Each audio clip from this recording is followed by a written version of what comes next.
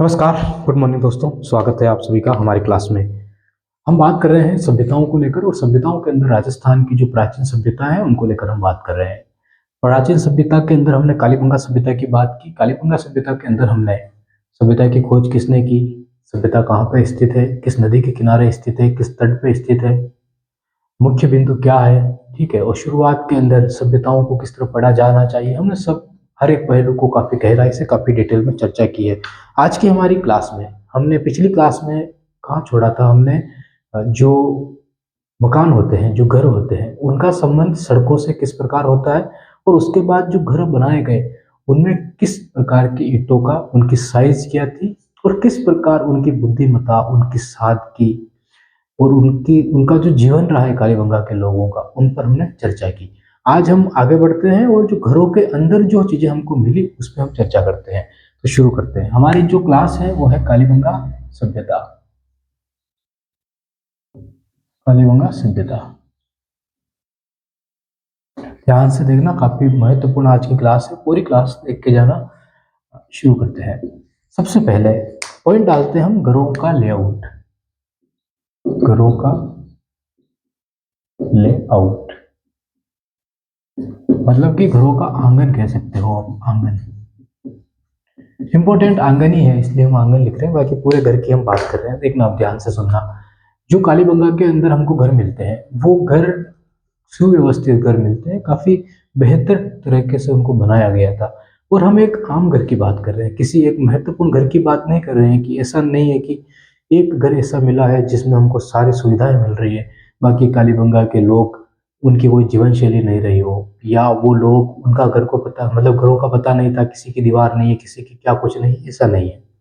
हम कालीबंगा में एक आम घर की बात कर रहे हैं, उस तरह का घर हमको काफी सारे मिल सकते हैं या मिले हैं, तो उस घर की हम बात कर रहे हैं, ठीक है। तो उसको समझना। जब आप एक घर बनाते हो, मान लो कि ये आपने प्लॉट है और प्लॉट के ऊपर आपने शुरू किया, तो आप मान के चलते हो कि 4 या 5 कमरे इस प्लॉट के अंदर हम बनाते हैं, ठीक है। तो उन्होंने भी कोशिश की और उन्होंने काफी बेहतर तरीके से घर बनाए, काफी बेहतर तरीके से उन्होंने कमरे बना दिए, ठीक है। तो कालीबंगा के अंदर हम कहते हैं कि उन लोगों ने लगभग 4 कमरे या 5 कमरे बना रखे थे हर एक घर के अंदर, ठीक है। कालीबंगा के अंदर जो हमको घर मिलता है, घरों का जो लेआउट, जो आंगन हमको मिला, वो उसी के केंद्र में हमको मिलता है आंगन, ठीक है। घरों के केंद्र के अंदर आंगन मिलता है और फिर आगे का फर्श जो उनका होता है पूरा खाली रहता है उनका। मतलब कि या तो कमरे ऐसे बनाए गए हों, देखना 2 तरीके से हमको मिल सकते हैं। या तो इस तरीके के बनाए गए 3 कमरे ये हो गए, एक कमरा इधर साइड में बना दिया गया उनके खाने के लिए, पीने के लिए, और या कुछ जगह बची उनके स्नानागार के लिए, और इस तरह की चीजों के लिए उन्होंने बनाया होगा। उसके बाद ये जो जमीन जगह हमको मिलती है ये उनका आंगन हो जाता है। कालीबंगा के हर घर की सुंदरता यही थी कि हमको आंगन मिलते हैं। और दूसरी चीज, अब देखना अभी जो पॉइंट निकल के आते हैं, खुली हुई जमीन मिलती है, तो हो सकता है कि रोशनी के लिए घरों के अंदर, रोशनी के लिए घरों को खुला रखा जाता था, खुला रखा जाता था। पहली चीज ये हो सकती। दूसरा, बच्चों के खेलने के लिए, ठीक है, बच्चों के खेलने के लिए, बच्चों के खेलने के लिए,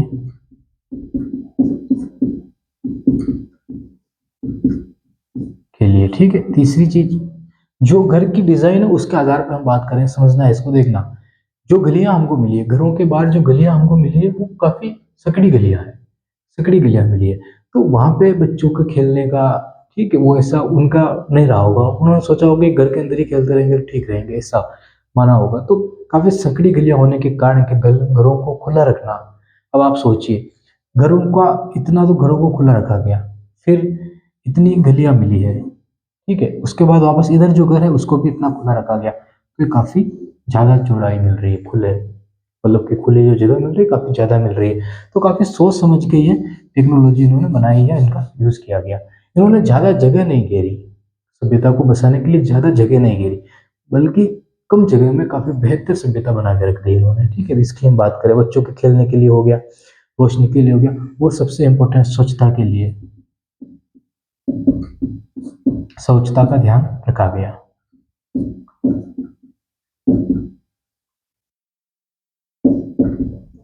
जो आंगन मिला है, ये आंगन जो हमको मिला है, ये कालीबंगा में केंद्र में मिला है। घर के केंद्र में, घर के केंद्र में आंगन मिला है। ये 4 पॉइंट लिख के उसके बाद आगे बात करते हैं। काफी गहराई में इस पे बात करनी है हमको।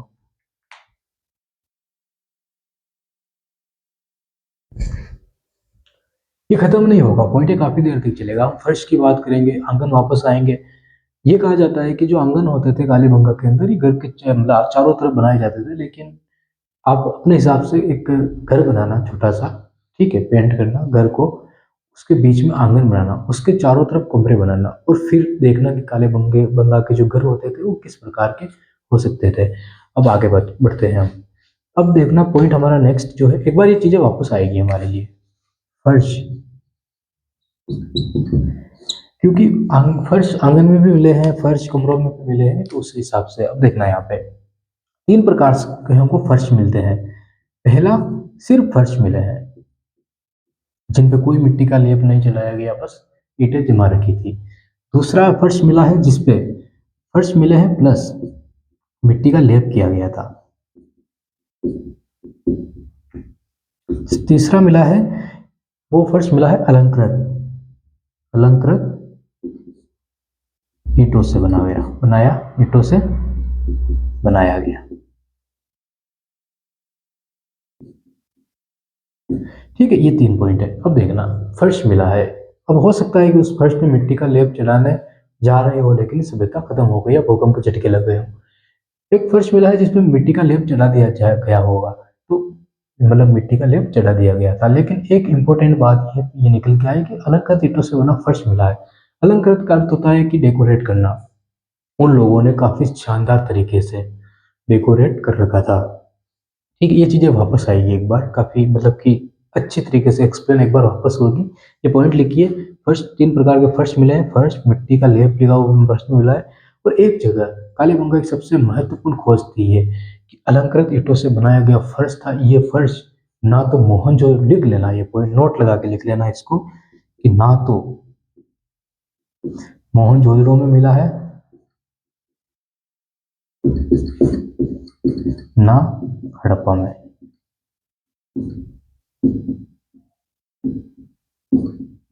फिर हम आगे बात करते हैं।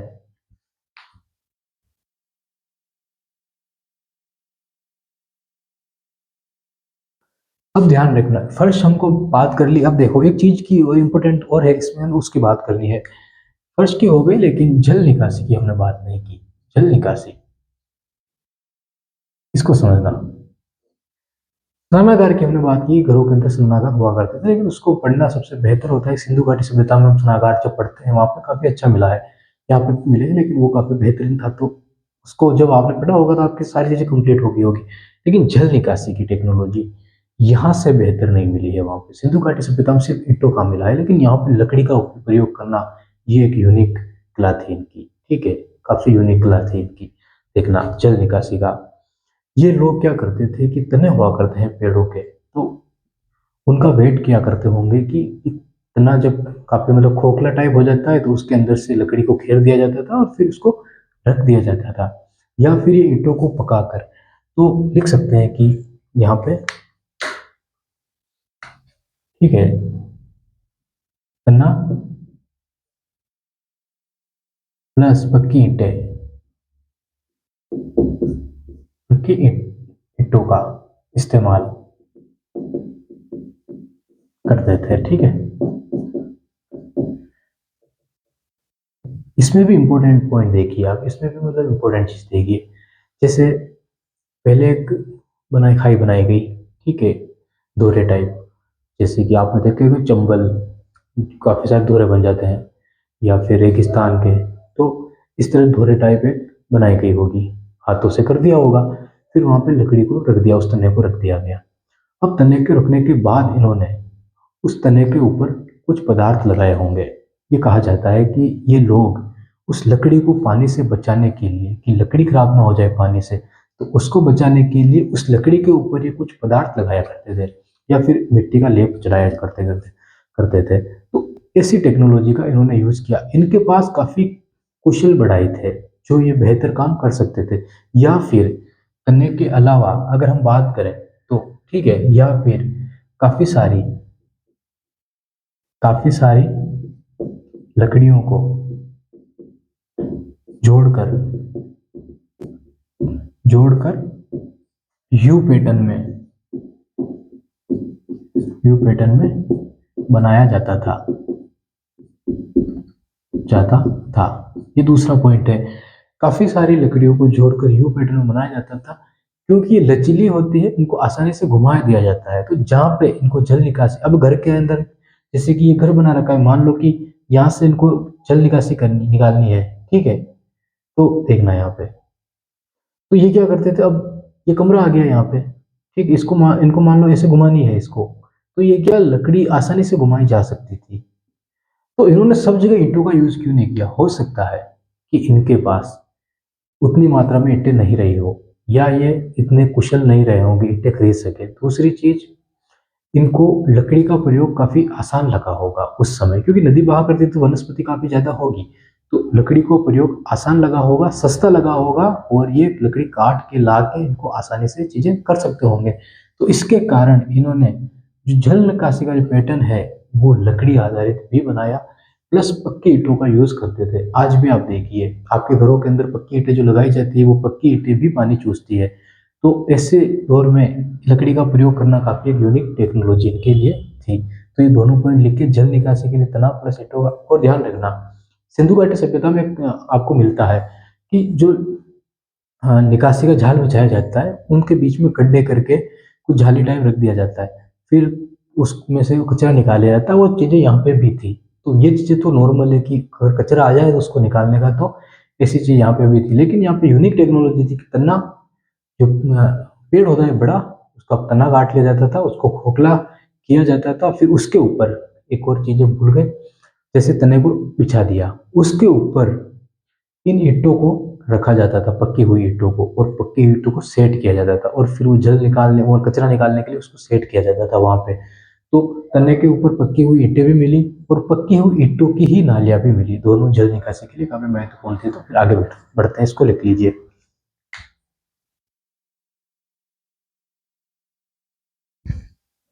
अब देखना, हम वापस फर्श पे आते हैं। यहाँ पे देखना, ये जो फर्श है, ठीक है, ये हमने कहा कि अलंकृत ईंटों का बना एक फर्श मिला था।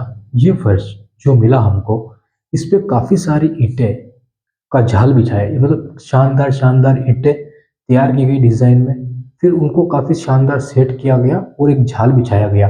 उसको कहा गया डेकोरेट फर्श, मतलब कि डेकोरेट फ्लोर, अलंकृत ईंटों से बना फर्श। ये टेक्नोलॉजी कालीबंगा में मिली। ये काफी यूनिक टेक्नोलॉजी थी जो मोहनजोदड़ो में भी हमको नहीं मिलती है। और ये अलंकृत फर्श की जो एक मकान के अंदर एक खोजा गया, तो वहां पे हमको अंदाजा लगाया गया कि ये जो अलंकृत वाला जो फर्श है, ठीक है, ईंटों का, ये कुछ अमीरों के लिए, अमीरों का इशारा करता है कि यहाँ पे अमीर लोग, मतलब कि अमीर प्लस गरीब का भेदभाव भेदभाव की तरफ इशारा करता है। कुल मिला के भेदभाव की तरफ इशारा।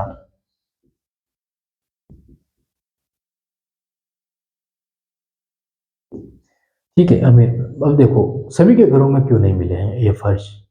कुछ लोगों के घरों में तो मिट्टी का लेप भी नहीं मिला, कुछ लोगों के घरों में तो मिट्टी का लेप मिला है फर्श के ऊपर, या कुछ घर तो ऐसे जो अलंकृत ईंटों से काफी शानदार, काफी डिजाइन के साथ उनको सजाया गया, काफी सारी ईंटों का अलग अलग जाल बिछाया गया और फिर वो फर्श बनाए गए थे। तो यहाँ से हमको अमीर और गरीब होने का भेदभाव को साक्ष्य मिलने लग जाता है। ठीक है, उसके बाद हम देखते हैं, हमने आपको बार बार कहा है कि जो सभ्यताएं ये है, ये सभ्यताएं स्त्रीकरण पे चलती थी, ना कि जातियों के भेदभाव पे चलती थी। मतलब अमीर गरीब इस तरह की सभ्यताएं चला करती थी।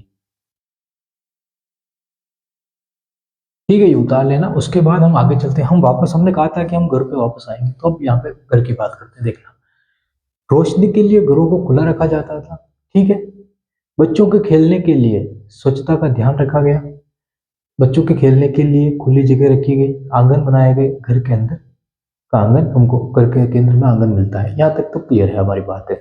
अब देखना, हम इसको आगे बढ़ाते हैं। अब देखना यहाँ पे संस्कृति, इन घरों की संस्कृति और यहाँ पे मिला हमको तंदूर क्या बताता है। ये जो घर बना है, इस घर के अंदर भी हमको तंदूर मिला है। घर के अंदर ये कमरे जो बनाए गए, यहाँ पे भी तंदूर मिला है। और इस घर का आंगन जो केंद्र में था, वहां पे भी तंदूर मिला है। मतलब घर के अंदर भी मिला है, घर के बाहर भी तंदूर मिला है। तो लिख सकते हैं तंदूर की संस्कृति।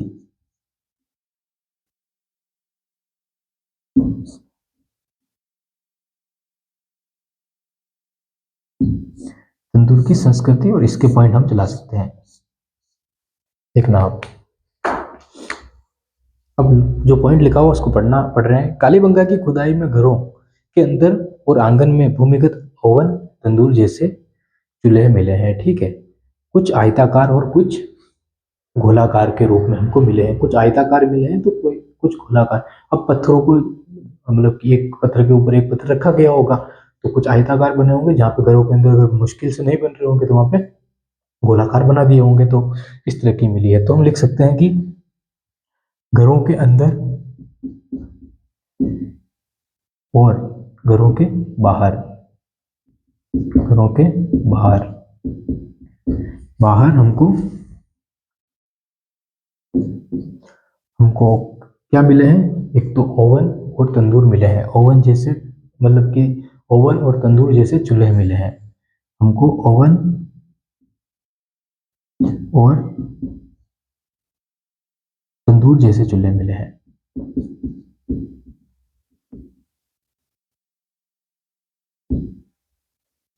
देखना यहाँ पे, अब ओवन और तंदूर जैसे चूल्हे मिले हैं तो मतलब ये बटर नान, ठीक है, ब्रेड, तो इस तंदूरी रोटी इस तरह के ये बनाया करते थे। तो आप लिख देना ब्रेड नान, ब्रेड हो गया, नान हो गया, ठीक है, या तंदूर रोटियां।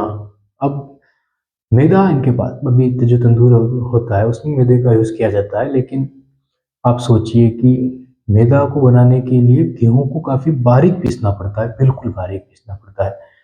अब ऐसी चीज़ें इनके पास तो नहीं थी ना। इनके पास तो ले दे के पत्थर के औजार हुआ करते थे या पत्थर की चक्कियाँ हुआ करती थी। अब उस पत्थर की चक्कियों से मैदे जैसा बना देना आसान नहीं, बिल्कुल मुश्किल है कि नामुमकिन है था इनके लिए, तो नहीं बना सकते थे। ठीक है, तो उसके बाद ये क्या कर रहे होंगे? ये जो अनाज था, मोटा अनाज, जैसे जौ हो गए, गेहूं हो गए, या जो दालें हो गई, वो उनका यूज़ किया करते थे, उनको खाया करते थे। तो इनके लिए मैदे का तंदूर बनाना तो मुश्किल था, लेकिन ब्रेड हो गए, नान हो गए, इस चीज़ें ये खा रहे होंगे।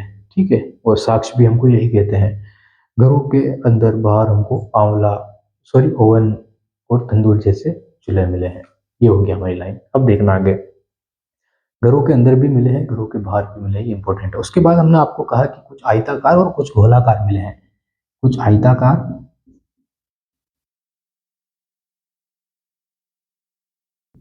और कुछ गोलाकार।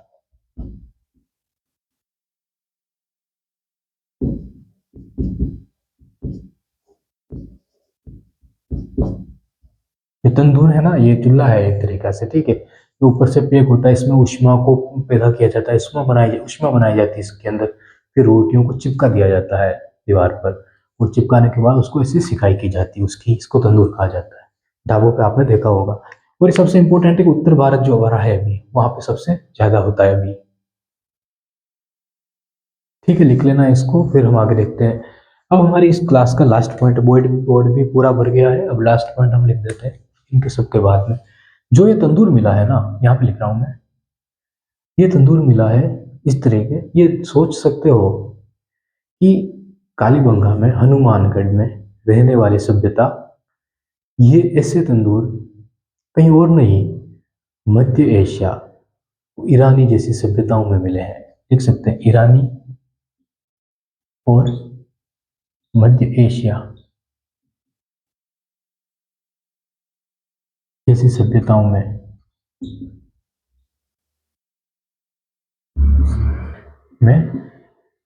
मिले हैं। तो इतिहास तो पुराना है दोस्त, काफी पुराना है इतिहास। तो समझ सकते हो, ईरान और मध्य एशिया, ये लोग, सिर्फ व्यापार का काम नहीं था, ये सी चीजें भी मिलना बहुत बड़ी बात थी। ऐसा पैटर्न वहां पे भी मिला, पैटर्न यहाँ पे भी मिला, तो सोच सकते हो कि इन लोगों के संबंध, आज हमारे देश के संबंध पाकिस्तान, नेपाल, भूटान, चाइना, ठीक है, म्यांमार, श्रीलंका, अफगानिस्तान, ऐसे देशों से भी ठीक नहीं रह पा रहे हैं। ये मध्य एशिया के ईरान जैसे देशों से ऐसे साक्षी हूबहू वहाँ से मिलना, वो टेक्नोलॉजी यहाँ पे मिलना, यहाँ से वहाँ पे मिलना। अभी तो जब मुहरें पड़ी जाएगी यहाँ पे इस सभ्यता की, तब आप देखोगे कि लोग कितने सुव्यवस्थित थे, कितने मतलब कि अर्थव्यवस्था को ध्यान में रखकर ये काम कर रहे थे लोग। काफ़ी बेहतर टेक्नोलॉजी इनकी यहाँ पे मिली है। ये कालीबंगा सभ्यता जो तीसरी राजधानी कहा जाता है, ये राजस्थान की बल्कि पूरे भारत की एक सर्वोच्चतम प्रणाली के ऊपर आधारित थी।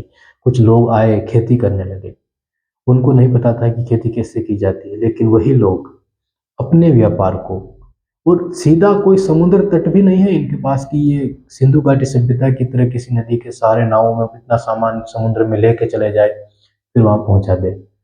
ये लोग लोथल तक सामान को बैलगाड़ियों के द्वारा या किसी और चीज के द्वारा वहां पर पहुंचाते, फिर लोथल गुजरात से समुद्रों के माध्यम से ये यात्रा करके सामान को मध्य एशिया, ईरान, मेसोपोटामिया ऐसी जगहों पर पहुंचाया जाता था। उन पे भी काफी एक खतरनाक सील लगाई जाती थी, अगर वो सील जरा से भी टूटती सामान को असुरक्षित मान लिया जाता था। तो ये सारी चीजें आगे बढ़नी है, लेकिन आज की ये क्लास आपको कैसी लगी हमें कमेंट करके ये जरूर बताना कि हाँ आपको पसंद आ रही है या नहीं पसंद आ रही है। बहुत बहुत धन्यवाद आपका।